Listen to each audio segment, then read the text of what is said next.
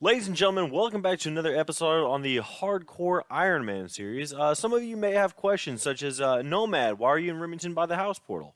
Nomad, where's all the progress videos? Will you ever complete your master clue step? And why do you look like a moss giant's grandpa? The answer to all these questions and more lie on the other side of this grape-flavored Stargate that's located right behind us. Alright, and if we can see here, this is a pretty boring looking house. I mean, this is the entirety of it. This is the extent of my house. So, obviously we got a little tiny tempor. We used to have a pet rock, but he's hanging out with the Dagonoths now. And we're going to kind of just tear down this whole thing and see what we can do. I do like we'll see. We'll see. Right now, this is what we're working with.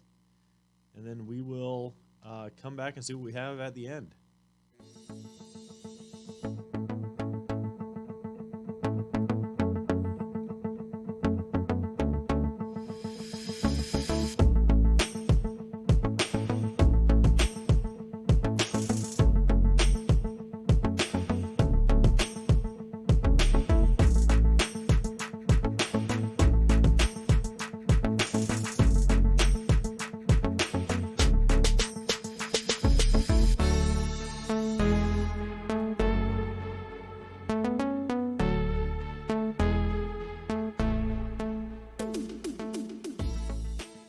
So, while I was doing construction, a blizzard actually blew in just in time for the Christmas season, which I think will actually kind of help out the overall theme of the house, kind of give it a little bit of a direction to go into. As you can see, the snow has covered everything, meaning that we don't actually have to cut the grass anymore. Immediately upon entering the house portal, you're greeted by the soft shimmer of 2 magic trees, as well as various other plants, and off to your right-hand side, realistically I should probably stick with south, but just located just south of us is going to be the Pet Menagerie. The Pet Menagerie is going to be a great place for Temporos and the rest of my pets. For to hang out.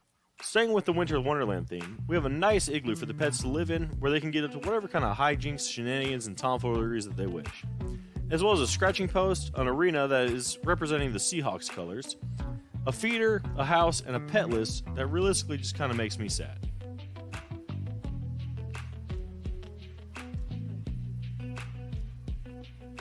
Moving into the Superior Garden, we have a nice Zen theme highlighted with a Dr. Seuss tree, as well as a vibrant pool of restoration, along with 2 teak benches, making this the ideal place for conversation and relaxation.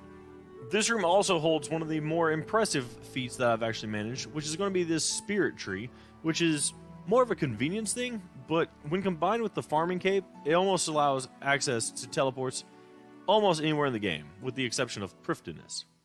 Not enough teleports for you?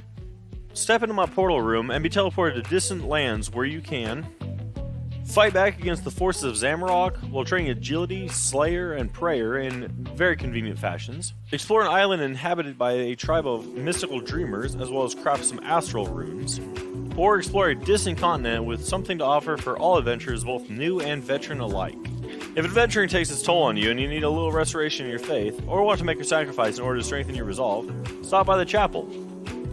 The icon of Guthix shows that everyone's welcome here. The icon of Guthix shows that everyone is welcome here, and soothing music can be played on the organ, with this music serenading those seated in the Zen Garden. The parlor received an update, with new chairs, a fireplace to stay warm at, and a few good books to read in these mahogany shelves, as well as some opulent curtains and a little bit of some red decorations on the walls. Enjoy the updates made to the kitchen, which include a keg of dragon bitters and a spice rack to give your food that little extra kick that will motivate you to achieve things that you previously couldn't. Enjoy this food and drink either here or in the dining room on the finest mahogany tables. Nope, it's oak. Just look at it. And chairs, while in the warm comfort of yet another fireplace. In my bedroom, well, realistically it's not terribly important, so just go ahead and stay out of that room. That being said, there is a guest bedroom for y'all, as the butler is known to sleep outside. Last time we let him in, he kind of peed on one of the rugs, so he sleeps outside with Temporos. In the workshop, we have a station for everyone, whether you're working on arts and crafts, repairing armor, or making clockworks and flat packs to complement your own house or friends. You can find a little bit of something for everybody in this room. The penultimate room of the house at this time is the study, where we can locate shooting stars, with a fair degree of accuracy. Check stash unit statuses, and using the lectern, we can actually create teleport tablets for the very first time on this account. Lastly, but certainly not least, is the costume room. Now this room alone cleared actually 100 spots in my bank, allowing me to further feed my clue scroll addiction by allowing me to store all items, either beginner, easy, or medium, in this treasure chest over here. As we can see, I have a little ways to go before completing off my collection log as far as all of these go. We have an armor case over here where we can store various skilling outfits, as well as some other, maybe lesser known outfits, such as the tribal masks. In the magic wardrobe, we can actually hold some broom torches, as well as any kind of sets of graceful and lunar that we have. On the mahogany cape rack, we can actually store any of our skill capes of achievements: fire capes, infernal capes, max capes, mystic capes, majorina capes, Shazian capes. That doesn't make sense, that's not even one in the game. Hunting capes, and any kind of capes we find in clue scrolls, whether that's cape X's, cape Zeros, so on and so forth. In the toy box, we can find any kind of holiday event items from any events that we have completed. So far, I'm pretty sure I only have Halloween and Christmas, but this year we will actually be doing the Easter outfit to get the rest of these. And then we have the fancy dress box, which is actually going to hold all of the random event outfits, which we will have to go for again in order just to fill this thing up. Overall, I'm pretty proud of this house as it stands because it's a very good combination of functional while also still aesthetically pleasing. I hope you guys liked the episode, and don't forget to like, subscribe, and comment.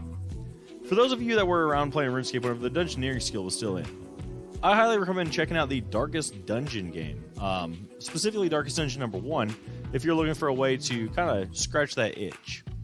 It's not a sponsor or anything of the channel, it's just a game that I've really been enjoying lately, and I've been dumping a whole lot of hours on. Also, Git Gud Foxes is actually doing a playthrough of the sequel, Darkest Dungeon 2, which features us as the Plague Doctor. So you should go ahead and check out his channel and tell him that Forgiven Gaming sent you over there. Anyways, that's all that I have for today, and I hope you guys have a good one.